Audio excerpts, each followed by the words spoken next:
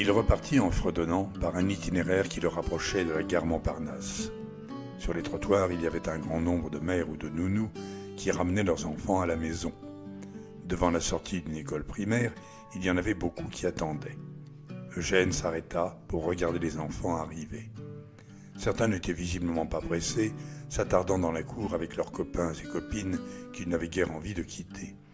D'autres, très turbulents, couraient les uns après les autres, jusque sur le trottoir devant l'école, et narguaient leur maman ou leur nounou, qui s'efforçaient de les attraper au passage. D'autres encore étaient plus disciplinés et sans doute plus studieux, car ils racontaient tout de suite ce qu'ils avaient fait dans la journée. Certaines mères devaient probablement demander à leurs petits ce qu'ils avaient mangé à la cantine à midi. Eugène regardait avec plaisir toutes ces petites scènes de retrouvailles qu'il trouvait charmantes. Il s'apprêtait à repartir lorsqu'un policier s'approcha de lui. « Qu'est-ce que vous faites là, monsieur ?» lui demanda-t-il. « Montrez-moi vos papiers. »« Je n'en ai pas, » répondit Eugène. « En fait, j'écris très peu. Je suis contre. »« Je vous demande vos papiers d'identité, » précisa le policier, un peu agacé. « J'ai une carte à ce sujet, » lui dit Eugène, « mais je l'ai oubliée chez moi. De toute façon, c'est une carte très peu renseignée, pas très utile, je vous assure.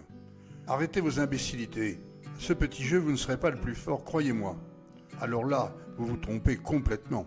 Je n'ai pas envie de jouer avec vous. »« Je répète ma question, » dit le policier un peu énervé. « Que faites-vous là ?»« J'attends mon fils qui va sortir. »« Il a quel âge, votre fils ?»« 8 ans à peu près, » répondit Eugène, qui ne pouvait plus reculer. « Et vous, vous avez quel âge ?»« 24 ans. »« Dites donc, vous l'avez eu très jeune, » s'étonna le policier, quelque peu incrédule.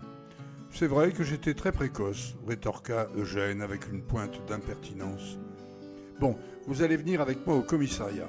C'est pas net tout ça. »« Ah non, je ne veux pas être battu, violé ou encore je ne sais quoi. »« Je me demande bien d'où vous sortez, vous, mais vous avez un problème.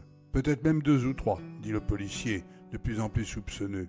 « Y a-t-il un numéro de téléphone que je puisse appeler pour avoir des références sur vous ?»« Bien sûr, il y en a même plusieurs, » répondit Eugène, qui sentait que le terrain était de plus en plus glissant.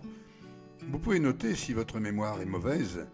Il y a le 01 15 15 1 7 8 9 ou bien le 01 16 39 1 9 6 7 et également... Ça va, ça suffira. Dites donc, vous avez une sacrée mémoire, vous. » « Pas du tout, j'ai appris la mnémotechnique, » dit Eugène avec un peu de condescendance. « Le premier numéro, c'est la bataille de Marignan, plus la prise de la Bastille. Le second, c'est le procès de Galilée, plus l'année d'Armstrong sur la Lune. Le troisième... Ok, je crois que j'ai compris, intervint le policier. C'est pas d'un commissariat que vous avez besoin, vous. Attention, injure à un citoyen au-dessus de tout soupçon, ça peut aller très loin. Et c'est pas du cinéma. J'ai le bras long, je vous le dis, les deux même. Un autre policier arriva en courant. « Viens tout de suite, il y a un colis suspect dans la cour. » Le premier policier dit à Eugène. « Vous ne bougez pas de là. Je reviens dans quelques instants. » Eugène se demanda ce qu'il devait faire. C'est vrai qu'il avait trouvé ses rapports avec le policier plutôt positifs et très productifs, et qu'il aurait bien continué. Mais il n'avait pas que ça à faire, lui, et il préféra s'éloigner. Paris lui paraissait plus beau que jamais. Il aimait les policiers, la pollution, le vacarme des moteurs de voitures, les dalles de trottoirs disjointes, les caniveaux sales, les crottes de chiens ici ou là. Non, là, il exagérait en disant qu'il aimait ça. Et puis, il faut bien reconnaître que ce n'était plus comme autrefois. On avait dû probablement piquer tous les chiens qui se tenaient mal, ou alors envoyer leur maître en prison parce qu'ils ne voulaient pas se promener avec une pelle et un petit sac.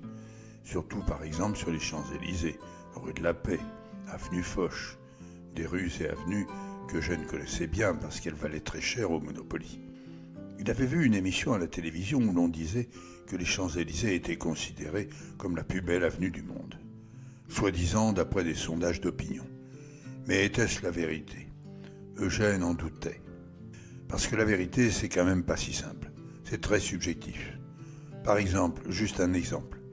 Le président de la République, il dit que la France est prospère et qu'elle est admirée dans le monde entier. C'est quand même normal que pour lui, parce qu'il a une bonne paye, il croit qu'il en est de même pour tout le monde. Et c'est normal aussi que parce qu'on l'applaudit joyeusement quand il débarque à Vanuatu en Bermuda, Ils pensent que la France est admirée. Mais la France profonde, celle qui est en dessous des dalles de trottoir et des caniveaux, qu'est-ce qu'elle dit? Hein? Qu'est-ce qu'elle dit? Eh bien, elle dit rien. Elle pense. Elle pense que la justice, il n'y a que les victimes qui devraient avoir le droit d'en parler, d'y rêver. C'est pourtant simple.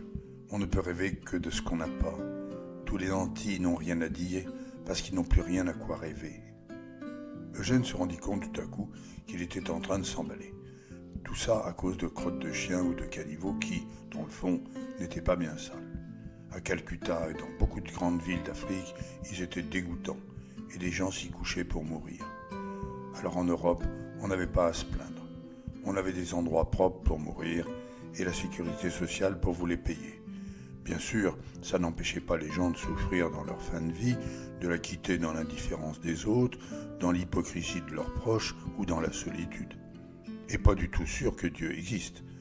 En fait, probablement pas moins malheureux que les autres dans leur caniveau, en tout cas pas plus contents de leur sort.